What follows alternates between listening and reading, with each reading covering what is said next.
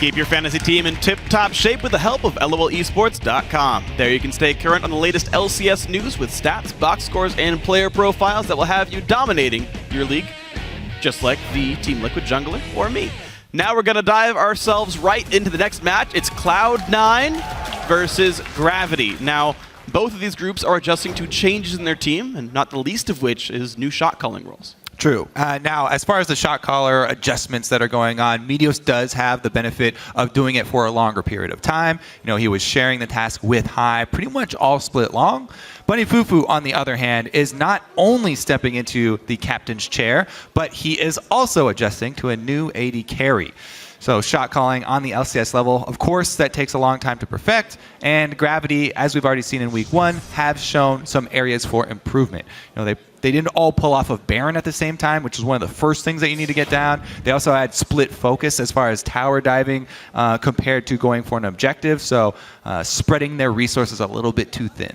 Yeah, absolutely. So we'll see if they can shore up those weaknesses. But meanwhile, Cloud9 are still working through their own adjustment period, as was evident from their one-sided loss against Team Dignitas. Ooh, yeah. Cloud9, they went back to that Kog'Maw mid, which they did all of week 1. It takes a long time to scale up, and it doesn't have early game pressure. Plus, they comboed that with Ashe, who also is an AD carry with no dashes. So Azingi was able to bring the Zac attack, shutting down Sneaky, and leaving Cloud9 without anything to do from basically 5 minutes on in that game. So we'll see if they were taking notes, and we'll have to see if a similar approach can be taken against Cloud9 in this game, early jungle pressure. Absolutely, because right now it feels like Sneaky is really the definite strongest point for Cloud9, the one that's still doing very well in the games. But on the other side, of course, it's not often that pros can handpick and groom their successor, but Cop has the chance to do exactly that. It says that his bottom lane of Altec and Bunny are poised to be a powerhouse duo in Gravity.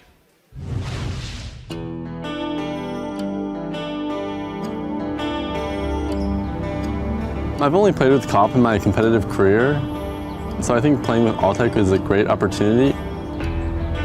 We'll have Cop like right behind us the whole way, so I think that's even better. I felt he would fit my role in the team, but a little better than I did. He played similarly to me, but I feel like if I teach him more, he can be even better. We've known each other for maybe 2 or 3 years, so we're really close. He's been wanting to step down for the last split. He just wanted to find someone that's equal in terms of level or even better. I had been thinking about quitting for, I think, more than a year.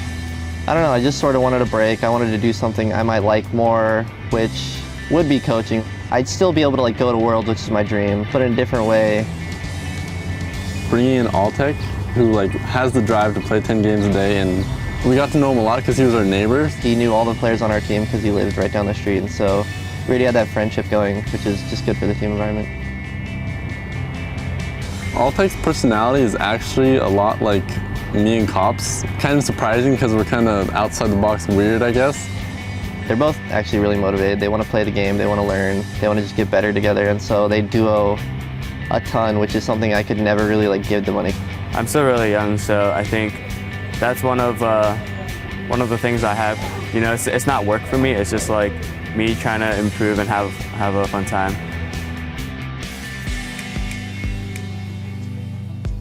Cop, he still wants what's best for the team, so he knows the potential we have together, and I think he'll help us get there. I feel like Cop can be a really good coach, and I can learn a lot from him just because he used to be an AD player. He comes to me with more questions because, as most players want, they want a second-hand opinion, and I have pretty reliable opinion for him to look back on. Our main problems from, I guess, week 1 of LCS was that we just weren't really on the same page. The scenario where that happened was when we were doing Baron, and then I think only Move stayed on and everyone peeled out. Funny, wanted them to finish it, then fight, and he was going to sacrifice himself. Vayne cannot join this fight. It's a 3v5 fight. Sejuani. Finish Baron Sivir. A bit of a stun to buy some time. Trashy goes down to Keen. Body drop forced to run. Otter has joined in. Move forced to flash away from Baron. Body drop goes down. Inox gets the kill, but it's going to get traded back on. But the Vayne cleanup is here. That is an ace for Enemy Esports. I feel like if Cop and Saint were still on the team, they would at least have a really clear understanding of what to do mid to late game. I think that's a huge thing that we're lacking right now. I'm going to be working a lot with Bunny because we're trying to make him our dedicated shot caller. Once we just get more clear calls, I think we'll be a lot stronger. I definitely have high hopes for me and Bunny that we can be a really strong bottom lane. When we first started, we were getting stomped. As of right now, we have been going even or sometimes even winning, so I think that's really been a positive note. In a short period, they'll have really good synergy and they'll be a really, really strong bot lane. I honestly view our duo as a trio with Cop, so I have high hopes just because of how well we all work together.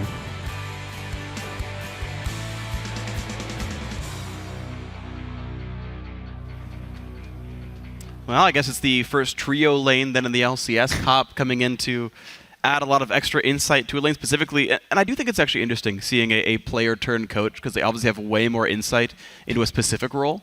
And so sort of, you know, how he can help sort of shape that new duo is interesting. He's trying to bond with the young guys too. They're trying to be hip, hanging out at the skater park. They got their leather jackets. It's pretty great. Overall, though, it's gonna be fun watching that entire team develop. Of course, Bunny saying it's of course difficult to both shot call and learn to duo with a new guy. So it definitely is. Yeah, it'll be an interesting road for both teams as we move on to the rest of the split. Let's check out the starting lineups, though. On the blue side, it's Cloud9, Balls in the top lane, Meteos in the jungle, Incarnation in mid, Sneaky on AD carry, and Lemonation on support. And on the red side, it's Gravity. Haunter up top. In the jungle, they've got Move, Mid, Keen, AD carry, all tech, and support, of course, Bunny Fufu. And we gotta figure out the new duo name for Altec and Bunny Fufu. They don't like sort of run together. How about Altec and Bunny Fufu? I think you got it already. Altec and it doesn't roll off the tongue very well. I feel like you're not inventive enough. I think we need something really intricate and crazy. At Level Esports, hashtag LCS big duo lane names. Don't hashtag that. Let us figure out what we're going to call them. But either way, we're getting ourselves into the match. Cloud9 in blue, Gravity in red. Got percentages for champions that aren't even there right now. All Hecarim and Alistar. or Bunny Tech. So in case the bans are busted right now, Alistar, Hecarim, and Fizz are the 3 bans from Cloud9. Gragas and Kalista are the 2 bans from Gravity right now. Yeah, once again, Alistar finding himself on the ban list. Been first picked very frequently, actually all across the world, as bringing that tank power and engaged power from the bottom lane. It's been huge for playmaking abilities. Let's see here, though. Kog'Maw left up for Cloud9. They went back to that both the games final ban last week. Rise also on the table. Man, once again, left up. Let's see if Gravity can do a better job of attacking him early, because you need to do it even more so than before. The efficacy of Rise's late game has never been in question, no matter what stage of the game we've ever had. Now, though, with the changes, moving that level 16 power basically up to level 6, you have a smaller window with which to attack him. Yeah. And you need to make it count. Well, as we talk about what Jat was saying earlier with power picks and looking for equalized champions, the Rise goes on one side, the Gragas band turns into the Rek'Sai pick for a move, the Sivir comes in with the Kalista band away. You're seeing Gravity put that to the test right there. And, you know, picking up high priority champions early on. As far as jungle goes right now, I don't feel like the priority is that high anymore. If you're just spending 1 ban on jungle to try and pick that up, maybe it's because Move doesn't feel as comfortable on the new patch. We saw, you know, he was even playing Lee Sin, didn't have a very good time last week, and he really needs to have that comfort champion of Rek'Sai. But not only is Sejuani still very much a powerhouse in the Cinderhulk jungle, but there are other options as well. Evelynn is extremely potent, and Evelynn is a great champion to have when you do have solo lanes that are susceptible to early pressure, because she gives you that unseen presence. Always the other team has to question their moves unless they somehow get some intel on you, because you could very well be up in that Rise's lane, and counter ganking for a Rise is one of the most successful strategies you can go with. He's amazing in 2 versus 2 situations, so definitely attracts a lot of jungler attention. Absolutely. So the question is then, what does Gravity pick to make that top lane 2-on-2 work? Can they flip that matchup back for themselves? Right now they're hovering on Hauntzer, playing Haunted Maokai, maybe. Thresh comes in for Buddy Fufu, all the same, one of his best champions, absolutely, and Cloud9 to make their last few choices. So, comps so far, Gravity once again holding on to their mid lane for last, just like Team Liquid did.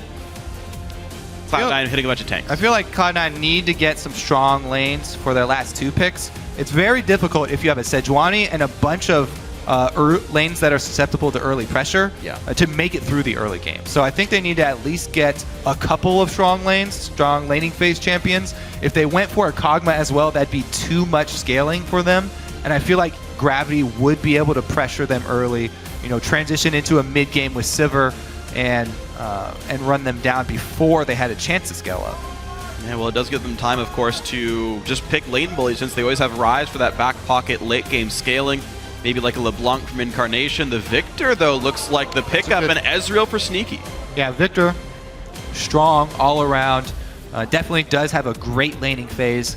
So I like this from Cloud9. Definitely a different look, giving Incarnation the tools that he needs to not come out of the early stages of the game with a 100 CS deficit. Yeah, so that would be ideal. Let's see how he does around this time on Victor. As far as Ezreal in the bottom lane, all around pretty safe pick there. It could be a lane swap as well. Every time that we do see this, we have to account for that possibility. But, with Nautilus, he definitely has the ability to quickly jump on a pick if Nautilus does get a hook and add a pretty good amount of burst. Also, I kind of like what Reckless did on his bottom lane Ezreal, where he did not go the tier. He just went straight into Trinity Force. You skip that sort of trough where it's a bit easier to deal with if you're mid lane because you're safe and you can farm and stack up. Whereas bottom lane, definitely very viable and a good solution to go just straight for Trinity Force and then transition into Lifesteal or Bork or whatever. Yeah, well, Ezreal as a champion's been kind of really rising in popularity very recently. I'm still not quite sure why, and based on my knowledge of Ezreal's strong points, I don't really love him in this matchup until we see the TF come through. So TF Maokai, Rek'Sai, Sivir's in there as well.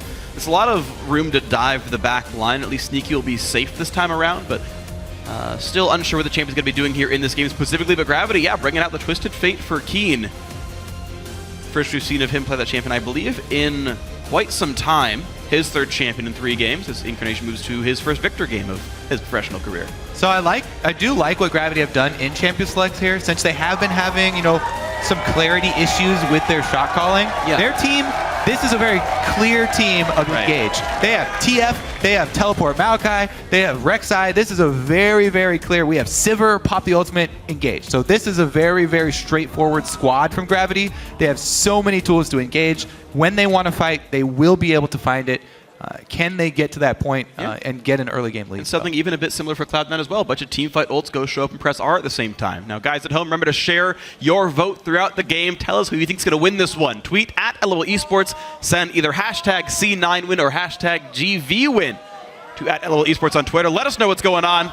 Here we go with game 2 of the day. Who's going to be victorious? Both these teams sitting at 1-1 so far. I think both teams picking up losses they didn't expect earlier on in the split, and now to make a statement here in Game 3 of their seasons. All right. Well, I'm definitely going to keep my eyes on Meteos as well. I'm always really curious what mindset he's in because, last week he had a first game, early game, where he pulled off a bunch of ganks that were unsuccessful, and so he sort of reverted into hard farm mode the next game. This game, I think even though he's on Sejuani, he has an opportunity to try and attack TF early. Always like to go to the source of the global. And with a strong Victor lane for Incarnation this time around, maybe we see some Incarnation Meteos synergy that we've heard about. Ball's going to get a couple autos on the Hansur, which he will brush off. Some Rises back in the day used to go Twin and Utility. That would have given him 3 gold. Not the case here. Yeah. 6 months ago, that would have been money. Yeah. Ryze is definitely a very different champion. Also, as we said, starts Doran's Ring now. Mana Crystal, thing of the past. Don't get nearly as much bang for your buck out of it any longer. Yeah. AP, you get a lot more than you used to, so... Yeah, they don't itemize tank or CDR nearly as much. Frozen Heart is actually rare to be seen. Yeah. The one thing that is curious to me, as far as Ball's mastery, even if you do with the new Ryze, you usually go 9 points in utility to get biscuits and the extra mana Yeah. utility. So that is definitely one thing that's probably different, and we can check it after I the think he's game. 9 defense. But yeah, going 9 defense here to try and shore up his early game vulnerability rather than get those mana utilities as well as biscuits. Double jungle here with the support since the lane swap is going to get pulled off. And that'll put Balls walking into a lane to absorb XP early on, while Hauntzer is simply walking around the jungle at this time. So this rise level will happen. Yeah. Also, Gravity bottom lane did take the Gromp, so they didn't have the chance to group up the minions and get them pushing towards their side of the map. So Balls actually should not be denied too heavily. Oh, but you know who is going to be denied is Meteos here. You're seeing that Gravity managed to grab their red buff top side, get all the way down to this bottom jungle. Hauntzer beelined it here, and Meteos is only going to get 1 buff on his first clear. Yeah, you can get a really, really early quick clear with the Maokai jump start of the sapling start for jungling, and they've already started to attack Meteos. So we'll see what he does when he reacts to no red buff.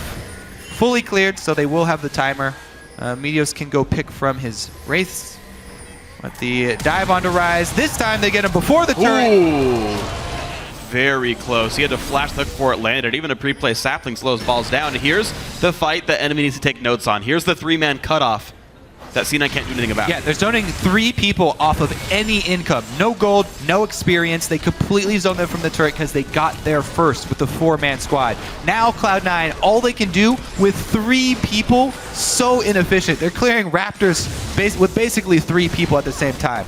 All that has to happen now, Twisted Fate back off. He had a ward, and it was a very, very good experience gain there for Gravity. Yeah. Even though, you know, the gold is not going to reflect the advantage that Gravity just got until they take the turret, man, that was a very strong early move for them. Yeah. Well, keep in mind, aside from wasted time, though, Sneaky has the exact same thing of a 1v0 down to the bot lane. True. That you know, both teams have really just taken 2 lanes of experience themselves, but you're right as far as wasted time.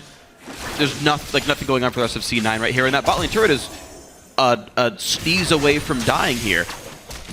As Keen fights up against Incarnation, Keen is winning this early lane, so despite getting a much stronger laner in Victor, Incarnation is losing the early laning phase for the 2nd time here in the North American LCS. Yeah, so basically the advantage will be, hey, can Gravity get up and defend their top side of the map? Because that's where Cloud9 have migrated to. The early advantage not quite as big. I actually really like this timing, by the way, from all of Gravity. Altec managed to get a pickaxe recall off the turret kill with the exact number of waves and number of minis they took down, which is a really awkward breakpoint for Sneaky Zezril. There's no good items to buy until 1,400 gold or so, when you could either get most of pickaxe tier, which would go to Manamune, or a Phage. So really awkward timing for C9's dual lane if they do match back up, which looks to be where the Sivir is headed. Very well orchestrated early game by Gravity. Let's see, though, because they have not accounted for the double jungle here. Bunny is going to be... Now he has vision. See how he gets out of it. Oh, and the lantern's down, though. Altec's going to have to spell shield. Nope, just walk. Okay. Just kidding. They lose a pink ward, and that's about it. Yes, they will be, you know, zoned a little bit longer from the minions. But, as he said, bottom side of the map, they do have the extra lane of income this time around. Move freely farming the opposite jungle as well. So basically trading jungles here for both teams. Not too big of a deal. We've still yet to see Balls get money in any meaningful way. He's still double jungling alongside Meteos, and yet at this time, Hauntzer is in a lane getting golden XP, and Balls just like chilling in the jungle. Yeah. Now they've finally been able to shake it out into Gravity having the 3 lanes of income. Their bottom lane was able to circle back around. Oh man, looks like 1 week's worth of work though has done absolute wonders for Gravity though. These guys are, I don't know, everything I'm seeing, just moving around the map so much more cleanly than Cloud9 right now. This looks so good from where I'm sitting. Meteos and Balls clear away pink ward in the jungle. And with a dead turret, Balls still unwilling to lane. He doesn't want to get killed off by move since he's still missing his flash from the level 1. Huge risk aversion by Balls to not get snowballed on. Yeah, I mean, they would have to provide a whole bunch of vision, which they're not equipped to do right now, to allow balls to go to lane. And Hauntzer is doing a really good job of just nurturing his bottom wave. All he's doing is sort of pruning it, clearing off the last hits on minions, and he can keep it there indefinitely until Cloud9 come to force the issue and shove that lane all the way into the turret. They need to change the situation down bottom and make something happen, because right now Hauntzer is just growing massive down there with the minions all to himself, able to keep them right in front of his turret. So they've sent Sneaky down to do the work. He is Ezreal, has his own dash plus a flash and heal ready. And Lemon will follow shortly. All right, so the end gain here is Balls is level 4 with no XP. Hauntzer is level 5.5. As far as AD carries are concerned, Sneaky is basically 6. Plus, Altec's not far behind. Hauntzer has 500 gold on Balls as well. I mean, he's up 30 CS from farming, so, oh, geez. That's just, yeah, it's a massive disparity. So XP in the advantage and gold in the advantage both of Gravity here. Great early plays by them, and Sneaky should be safe for the 1v1. Ball still jungles with Meteos as he's afraid of the top lane. Oh, man. I mean, Ryze has a late game, but how late's that game going to be when he's actually relevant? Yeah, as we said in Champion Select, cautioning against a lot of the scaling champions all at once. Looks like they are content to just continue the double jungle here, though. Balls really wants to be able to at least purchase his tier so that he can stack up during the double jungle. And he's trying to scrape together that last 50 gold off of the Raptor camp. Yeah. So yeah, he can afford it after the recall now, finally. But you're right, a very long road ahead. That's the money for the combined 200 and change. Right back over to Meteos. Now, Rek'Sai is about to hit 6, by the way. Move is a camp away from that. Meteos, 5 and change, so a bit of a disparity there, though he's going to slowly catch up. But as the lanes shake out, we're just seeing more lanes get used by Gravity. Plus, we're well past the time where turret protection drops off.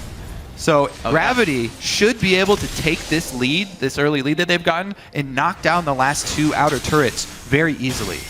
The reduction in champion damage gone, so Altec can take the top one, or just deny as many minions as possible at the top one. And then if they can close out and switch him down to mid, they've taken the entire outer ring and can start to make use of the TF and the Sivir to catch people in rotations. This is a perfect early game for this set of champions for Gravity. Absolutely. Keen's really set up to make some big plays here. There's not much protection here for Cloud9 to hide behind and try to farm up. Absolutely, and speaking of people farming up though, Altec's gotten solo gold on both the outer turrets down so far, so here's a BF sword to add to his pickaxe, to add to his 70 minion kills. This guy is the scariest force on the map as far as raw damage output's concerned. Boomerang Blade's going to destroy people, and Maokai and TF going to lock them down for those damage outputs. Yeah, Cloud9 have to be very careful.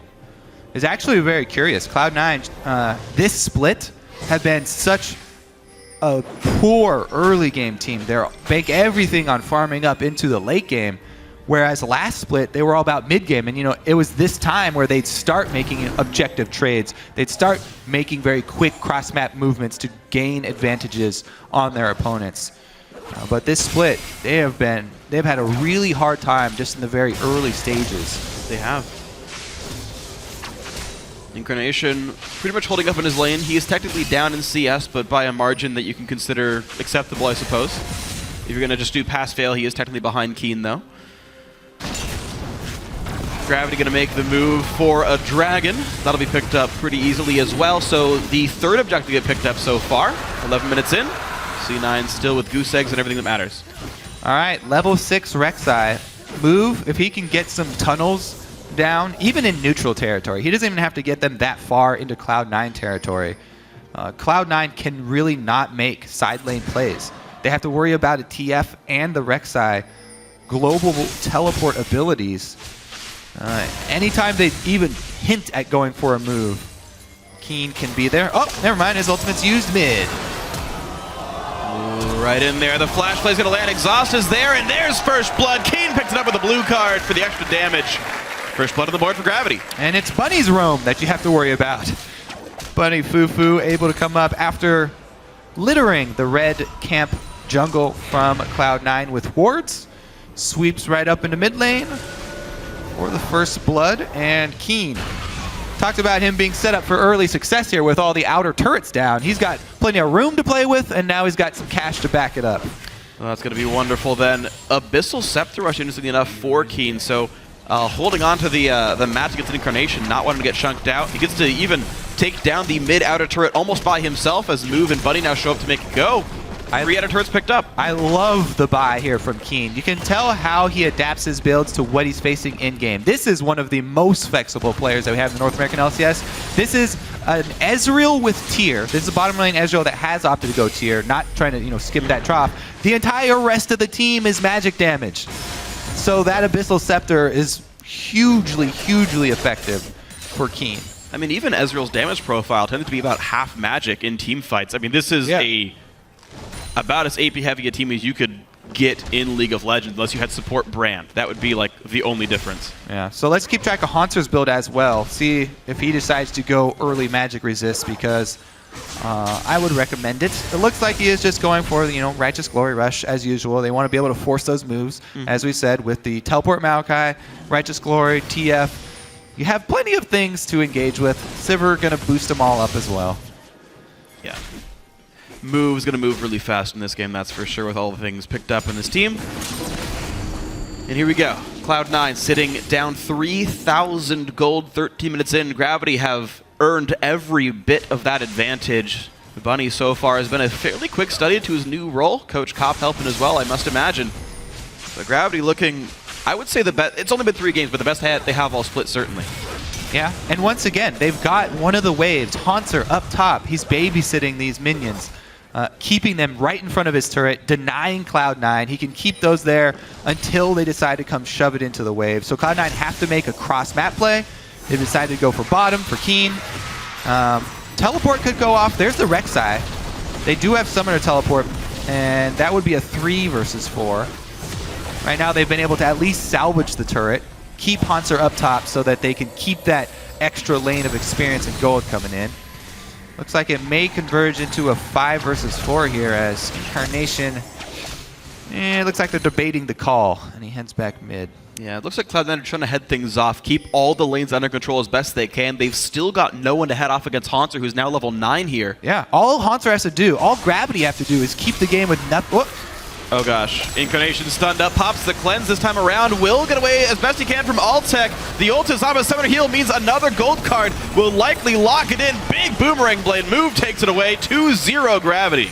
King's not even using his teleport to go after other lanes. He's just coming straight back to attack Incarnation with some member of the bottom lane there. There's your Sivir ultimate. Boom, chase down, gold card number 2. And they've got presence in the mid lane. Will they be able to trade turrets though? Gravity, they still had their presence down bottom, so Steaky was able to grab that turret. Looks like they're going to make some headway here on number 2. A long way from the minion wave. Oh man, Gravity is absolutely crushing this game right here. 4 turrets to 1. Cloud9 have 1 objective on the board overall. I just don't see how Cloud9 are going to be able to kill this Maokai in mid-game. Haunter is getting so rich, and he has a very clear build path. As far as tanks go, if you see this team on the enemy squad, then you get very happy because you can build pure magic resist, extremely effective. His only HP item probably going to be that Righteous Glory, and then 3 Spectre's Cowl. Whole bunch of magic resist. Looks like first major item after Juggernaut being, Cinderhulk being Locket for move. Sightstone to help the vision, seems pretty standard for these junglers, but no magic method to turn into that. Interesting also seeing, as of 5.10, there were buffs to Ancient Coin, and Bunny Fufu actually went for that and not for the Targon's Brace. Certainly a lot more gold income. Yeah. But in 2-on-2s, I find the lack of tank stats actually really hurtful for Thresh, but as it was a lane swap, they didn't get punished at all. In the late game of Ancient Coin's very good. Now Haunter getting jumped on. This is a 1 versus 4. He hadn't bought in forever, sitting on 2,000 gold. Gets popped up, kill for balls. Cloud9 finally with one of those mid-game map movements to grab a kill and pressure on top turret. Can they take it down before Keen gets there?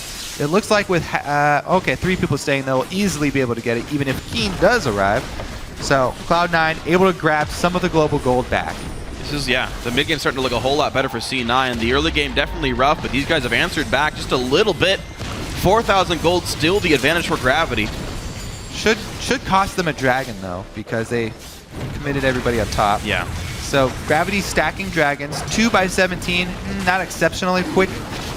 So Cloud9 won't have to worry too much about number 5 very quickly, but it does mean that eventually Gravity have the ability to try and draw Cloud9 away from turrets, where Gravity are free to use all of their movement spells and try and get one of those advantageous fights where they get someone flanking in from the side, where they get a pincer movement, and just have TF teleport in and force the issue. Absolutely, and that TF ulti is back up. Dragon 5 would happen around 36 minutes if they got it roughly on cooldown.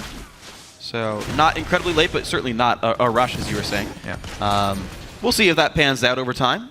So far, a pretty low kill game, but twice as many turrets picked up for every kill on the board. Gravity still in control right here. C9 doing what they can to eke advantages back. Luden's Echo gets completed for Incarnation, so wave clear's pretty strong. It's actually allowed him to eclipse Keen and minion kills. Yeah, wave clear is #1 priority when you get so behind like this. Sneaky's not going Triforce. He did Manamune right into the components for a Blade of the Ruin King. I mean, you talked about scary Monster. tanks. Yeah. Let's get a Ruin King ASAP. And if he goes for just basically auto attack focused Ezreal, that'll actually be, I think, a smart adaptation against a no armor team. Yeah. See if he's gonna have the line of sight to take down Maokai. One of the problems Ezreal does, work with. If he does get line of sight, though, extra stacks of the percent health damage.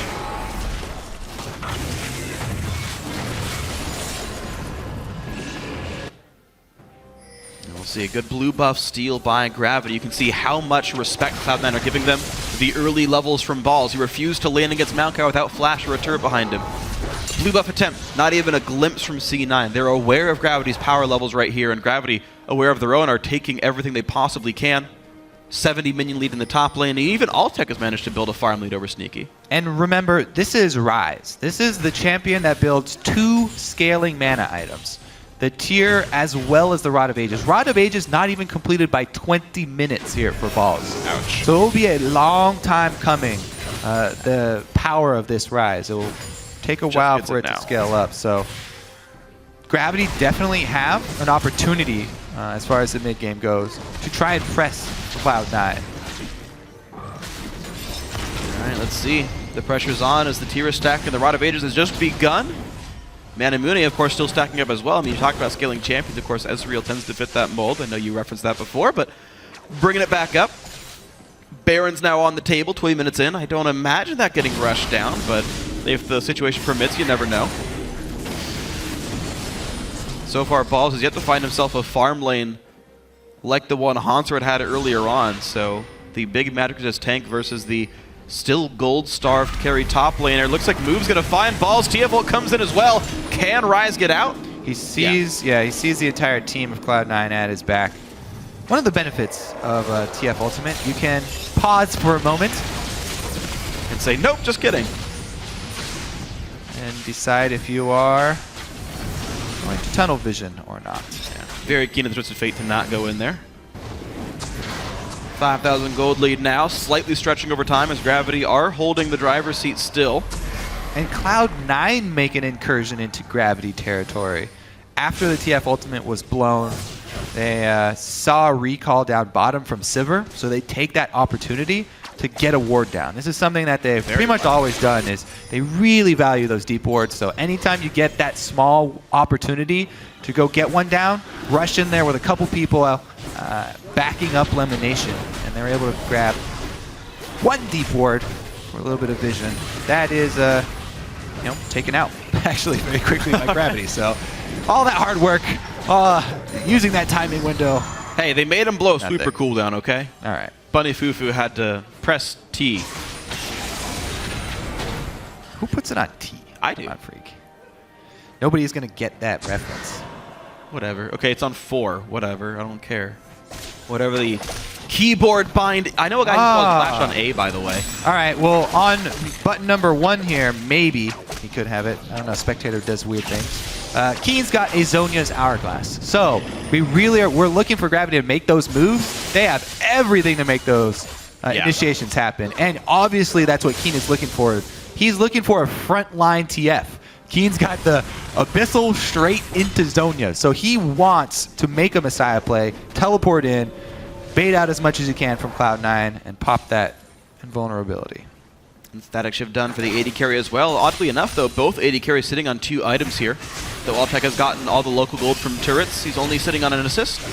And the farm equals out, so though Muramana is still stacking up, Sneaky does have 2 items. Gravity have a ward perfect for Hauntzer to teleport in behind the team. He's recalling. He should teleport on that ward. That would be a 4 versus 5 initiation.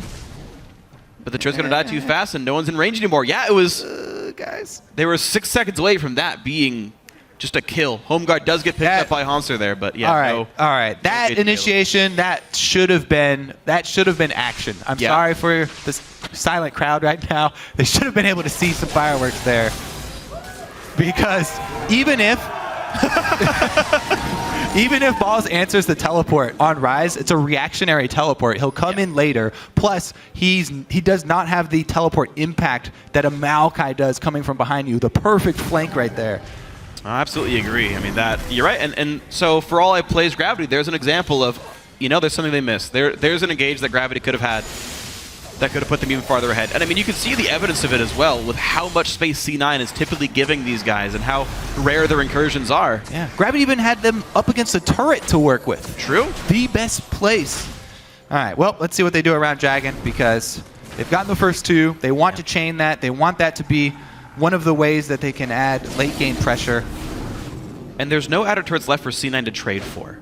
They managed to get a couple. That was really good. Okay, C9 have mostly equalized the turret score, but Gravity's still sitting on a huge farm lead, a huge gold lead. Dragon 3 is on the map. Cloud9 are first to mid lane. But Altec able to clear that away very cleanly. Gravity get the inside track still on Dragon. These guys have ward coverage up with a 5k gold lift set. They're even starting Dragon.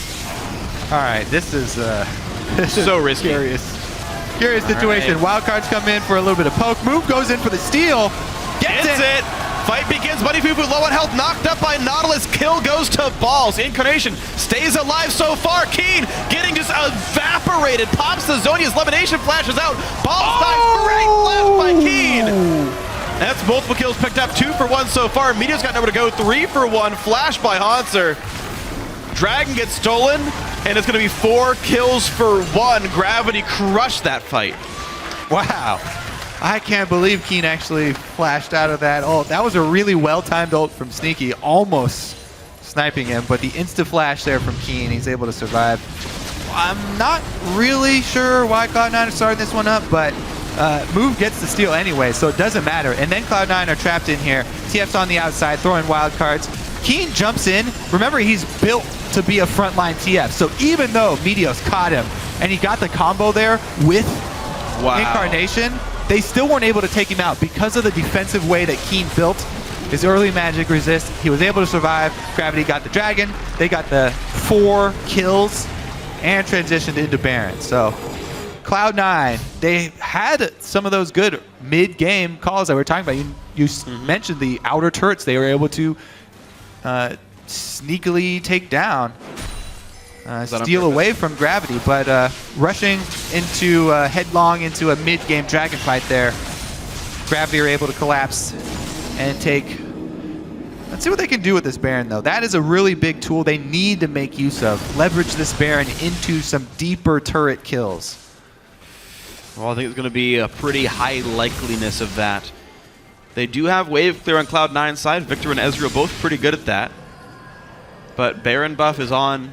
A big gold lead and 2 tier 2 turrets still to kill is likely to happen for Gravity. Yeah. I think Gravity are probably going to continue to look for split push. While Keen has built the defensive route for all these mid-game fights, he did just pick up a Sheen. So he's going to have a bit extra pushing power if he does get a split push off. And of course, you want to have as many lanes of Baroned up minions as possible to make work. Looks like could be a possible collapse on Balls there. top lane for 1 split push for Gravity. Looks like he's safe right now, though. 8,000 gold lead as Gravity do look very good in this one. A small number of missteps, but overall a great game by them. They're in onto this top lane tier 2. Keen will be the split pusher of choice, set down to the bottom lane. That's going to be easy for him. And with that Sheen, as you mentioned, he will knock down turrets pretty fast. Scott is Zhonya's back up. No summoners available. Ghost should be available by the time he gets anywhere near danger, though. So he'll be able to work with that. Sneaky's the one to go and answer the split push.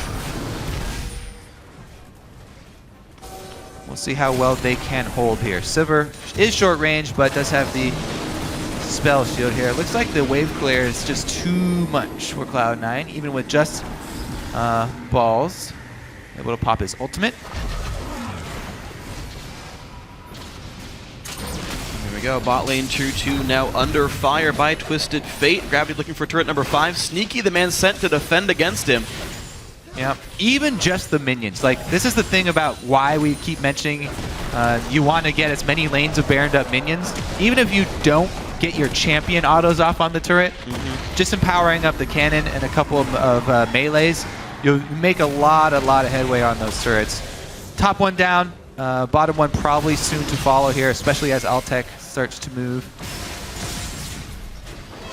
And Cloud9 just trying to scrape together whatever they can. They don't lose an inhib turret just yet, but they've lost tier 2 top lane. Ezreal, Sneaky still holding on decently against Keen. The health bar is going down slowly, but not gone. He blew ult to clear the wave away this time around. Baron buff ending. Oh, he's going to steal it. By now. It's the small things in life, freak. Nice. Like big Krugs. All right, Baron buff is gone. Gravity got a turret kill for that. Again, we're seeing teams play rather slowly with big leads like this, really unwilling to siege heavily. This is a team with like a Twisted Fate. Like, chunking turrets isn't that hard with this kind of composition, but teams have, over the last few months, been very slow to knock bases down. They're playing much more for the global objectives. While there have been a lot of games like that, they've been fairly different, right? Some of the games are teams just massacring the other team early on, and so they got all these kills and they have a bunch of gold, and it tends to feel like they're having fun getting a lot of kills. This game feels a little bit more stressful for Gravity because pretty much all of their advantages were objective based and through map movements. So the choice here is just to continue on and control the neutral objectives. They had those 3 dragons, stack up number 4 here, and not really wanting to take any chances with the scaling power that Cloud9 do have. Balls has finally gotten his rod stacked and his Seraph transformed. So yeah. Well, that's getting the weird there. thing, though, is you're saying, they don't want to take any risk with the skill and composition, but waiting till 50 minutes to win a game is exactly the kind of risk you don't want to take. I'm not saying it's going to take them 20 minutes, but they're certainly giving a little bit more time for balls to grow. Hauntzer now being left alone on an island in the top lane. He's going to get found out here. TF will pop, and they're going to go to push down mid. Hauntzer will die, but so will the mid inhibitor most likely. He's trying to run away. It's a very tanky tree, but finally falls in the forest. Someone's around it here. Incarnation to wave clear mid, but the turret's still going to drop. Keen takes some damage, but here comes the fight for the inhib. No, they back out. Yeah, they need to leave 4 versus 5. Definitely don't want to give away any more kills to Cloud9. Will they engage? 30 seconds. Chase. Sivir ultimate works both ways. Yeah. Good attempt by C9. I think the right choice to go in for that fight. But smart enough by Gravity to be out of range of all the engage tools. Okay, you need to watch the death timer now. Cloud9, they only have 15 seconds to burn this dragon down. Basically, all of Gravity right now are just waiting for Hanzo to come back up as well. How will Cloud9 exit this area? Sneaky's really low on mana. If Gravity can keep him balled up here, buy time for the teleport. It's a home-guarded Maokai. Now, is there anything to TP to? Yeah, he's going to TP to the tunnel entrance. Move gets stunned, though. They're trying to chase him down, and they catch balls on the backside. Ryze has nowhere to go. Dies to Altec. They trade 1 for 1. Keen is on the run, but Elimination going to die first. The flash gets followed by Hauntzer. It's a 2 for 1 off the dragon. And there's time now for Gravity to push. Interesting. Mid is open right now. But they're not making the call to bring Keen with them, who doesn't have teleport. Oh, almost back off a cooldown. He should be able to get there. It's just Incarnation who has wave clear right now. Sneaky's ult is down. TF ulti popped. Incarnation can't stay this far up. And it doesn't even matter if it's minions anyway. Inhibitors are easy to take with just a numbers advantage when they do so. Mid inhib goes down. 32 seconds on Baron. The team will be well respawned by then. Good response there from Gravity. Cloud9 were able to interrupt the chain of dragons and push that number 5 back. However, costing them the 2 kills as well as Inhibitor. It's a huge amount of pressure that Gravity can gain from that Inhibitor because they're all about the split push already. And Baron comes up in 10 seconds. If you have the mid lane shoving down, it gives you a lot of vision and a lot more control around that Baron with which to bolster your vision game around that area. Well, Cloud9 trying to play that vision game right now as they head over into the Northwestern River. A couple of wards down into the jungle. But with the mid inhibitor dead, of course, they've got to... almost gets the steal. Smite forced to be used. And here comes the engage from Hauntzer. TP in from Balls to the backside, and the kite back by Sneaky is good. But Lemonation going to drop down way too quickly, and Keen's going to find Balls with the gold card. Double kill for Hauntzer's Maokai. And now Mita's in the front line is going to be the third casualty picked up there as well by the TF. Sneaky's going to drop. That's 4 kills in this fight. Altec on the move, looking for kill number 3. Once Incarnation gets stunned with the gravity field.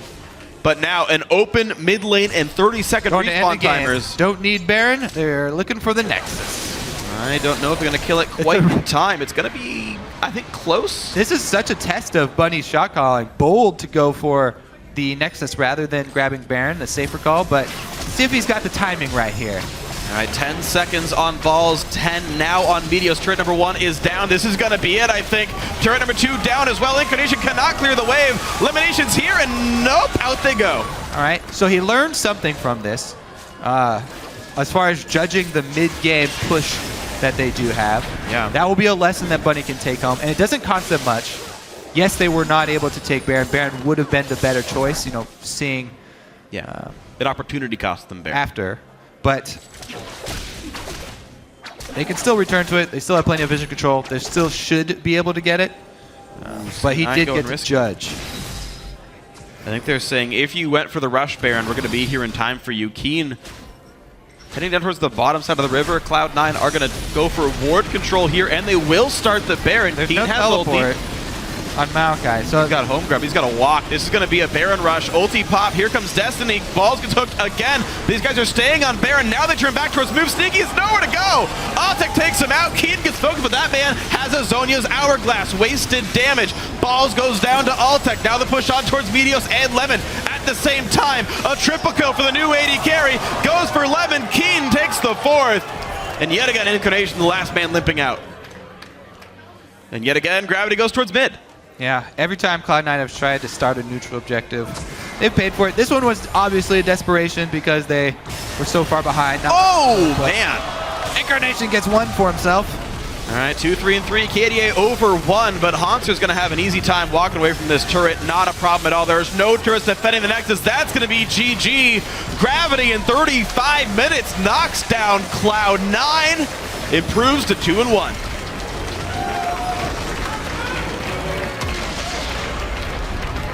All right, definite improvements for Gravity after week 1. Some good cross-map play for the opening of the game. They got themselves such a substantial lead from the lane swap. Also, we're even able to learn a few things in the late game. Yeah. Man, I actually sat in as we had interviewed Bunny Fufu for all the features we've been seeing today about him and Altec together. And one of the things he mentioned was talking about learning how to play lane swaps now with a lot of the direction from the old team gone. The amount of sort of knowledge and proper prediction displayed in this one. They 3-buffed them. They, Gravity, cut off Cloud9's escape to the other side of the map. They got the turret kill. They got a pickaxe recall to further imbalance the duo lane. The first, 18 minutes were played so incredibly well by Gravity, and I got to give so much of this credit to Bunny Fufu, the man on your screen right there. What a well-played game.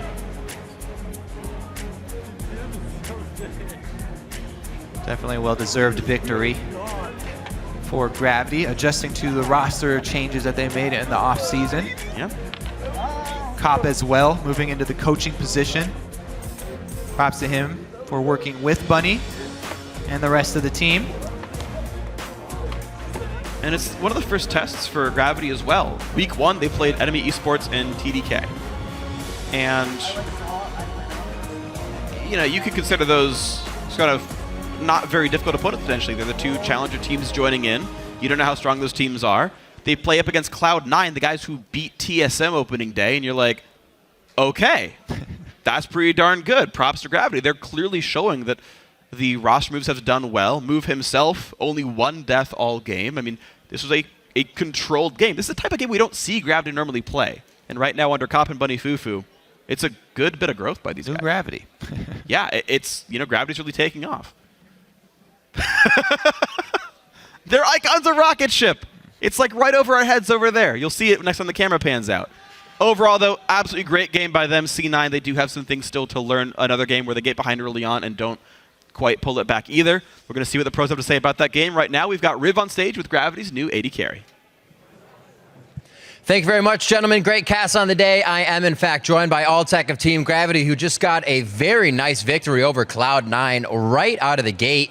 I kind of want to step back to last week, however. You guys came out 0-2. What was kind of the mentality? What?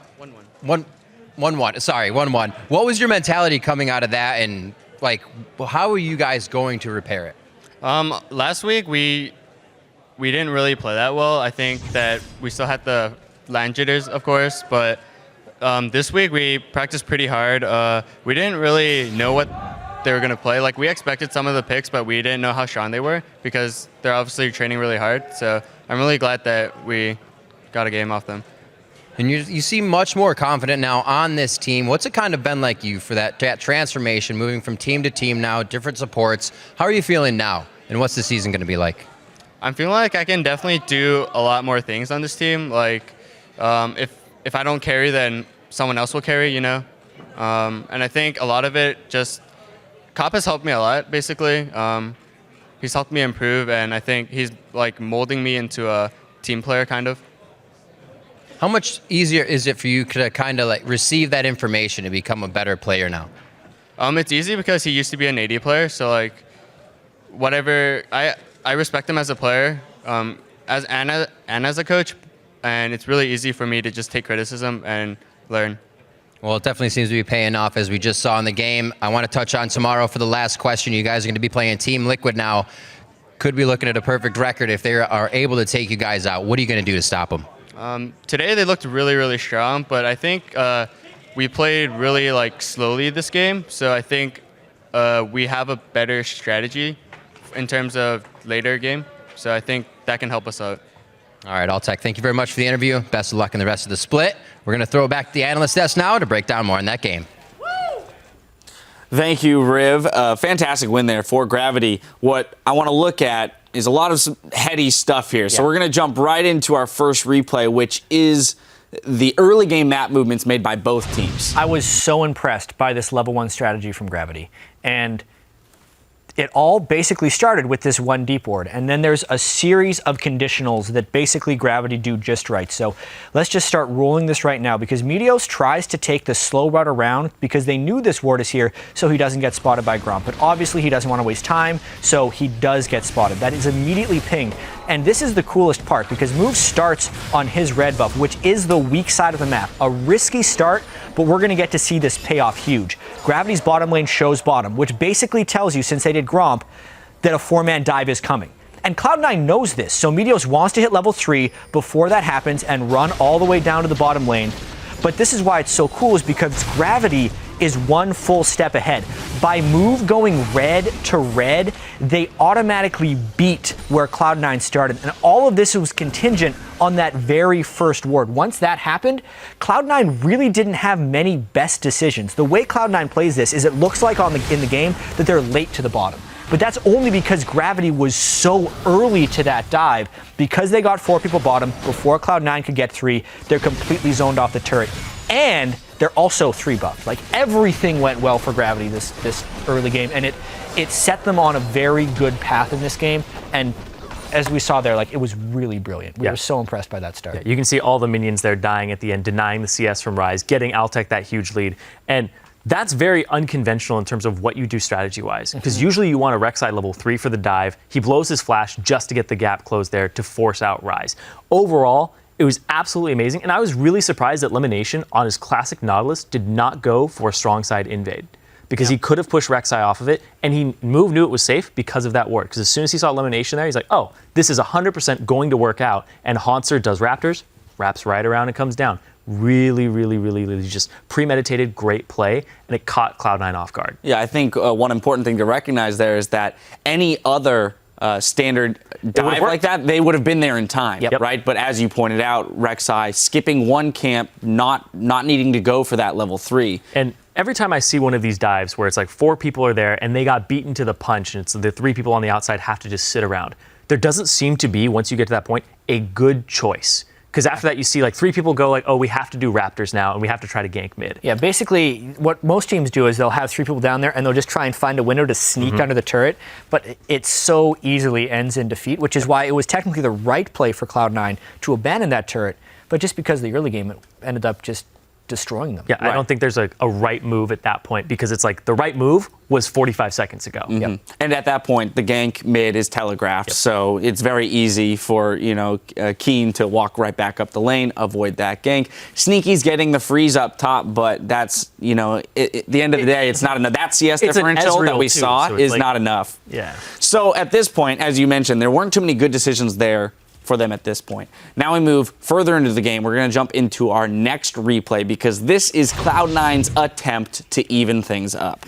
Yeah, they had given up the previous 11 dragons to their opposition, 5 against TSM, 4 in the next game, and they were down 2-0 here. So Cloud9, they just wanted the dragon. But honestly, because they were down so many early turrets, this was the only team fight that could actually get them back in the game. So I don't fault them too bad for trying this fight. It just had a low probability of working. Let's roll this clip right now and basically see Cloud9 played this fight decently, right? Balls is in the middle of the fight, not getting focused immediately. They get a good bit of damage down onto Keen, as we're going to see in a second.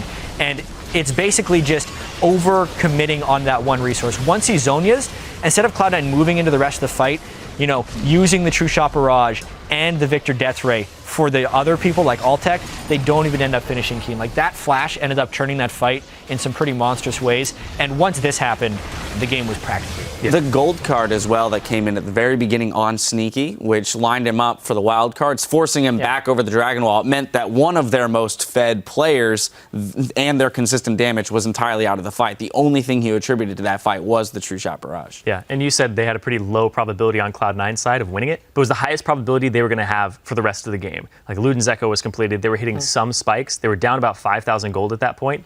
But the way that Gravity played that fight, with their skirmishing composition, where like we have a Twisted Fate, we have a Sivir, we have all these champions that are really good in just 2v2, 3v3 brawly situations. They split them up, and they make it so that the Sejuani ultimate is only good on one person, because they're not close enough to capitalize on it. So they don't play into the hands of Cloud9's team fight. And that was, I thought, really brilliant shot calling there and execution of the fight. I also thought that Gravity's use of Twisted Fate throughout the game was pretty solid, both in abusing Incarnation in the mid lane, basically over and over and over again, using the TF on the way back when he thought he was safe to push one extra wave, but also to recognize which fights they should not take. Don't put themselves in a bad position, for a team fight up against Cloud9, who's normally touted as, pretty solid in those areas. Yeah, and this was a very one-sided game in the land of Gravity, and it feels very impressive because there's this aura of excellence around Cloud9. So anytime someone beats Cloud9 to that level, you're always kind of tempted to say they're great. And we will know more about this later, but there are some things that are unquestionably good that Gravity is doing. So last week, I just want to talk about Move briefly and his vision control. Last week, it didn't look like Move was doing very much in their games. But as far as junglers are considered, he had more wards placed and more wards killed than any other jungler in the North American LCS. And in this game alone, he killed 19 wards and placed 47. So on top of the other stuff he's doing, he is an incredibly proficient ward killer, as well as maintaining vision for his team, which I want to see develop throughout the rest of the split. Fantastic stats to have even in losing matchups from the prior week. Well, Team Solomid and Impulse are setting up on stage and making final preparations for our third match, and we'll be bringing you that in just 3.5 minutes. Stay with us.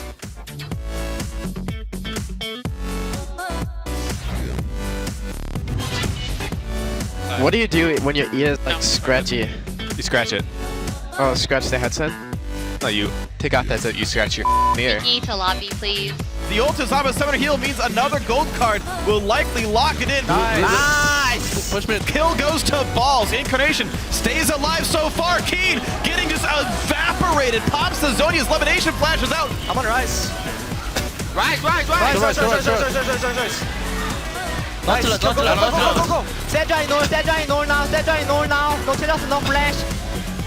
But Lemonation gonna drop down way too quickly, and Keen's gonna find Balls with a gold card. Double kill for Hauser's Maokai. Balls goes down to Altec. Now the push on towards Meteos and Lemon. At the same time, a triple kill for the new AD carry.